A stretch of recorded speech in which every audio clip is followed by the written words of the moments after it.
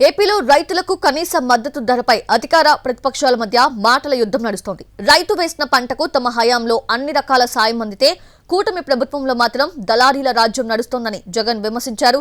రైతుకి తామేం చేశామో తెలుసుకుని మాట్లాడాలని కౌంటర్ ఇచ్చారు మంత్రి అచ్చెన్నాయుడు.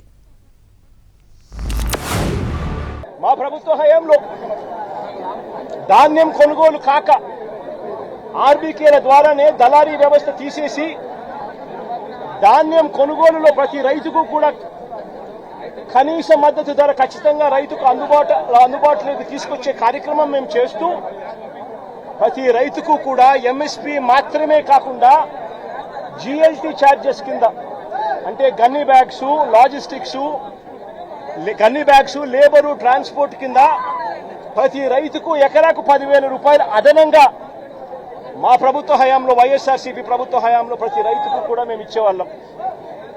ఈరోజు రైతుకు గిట్టుబాటు ధరలు రాని పరిస్థితి, ధాన్యం కూడా 300 రూపాయలు ఎంఎస్పీ కన్నా తక్కువ రేటుకు కొనుగోలు చేసిన పరిస్థితి, రైతు అమ్ముకున్న పరిస్థితి దళారీలకు.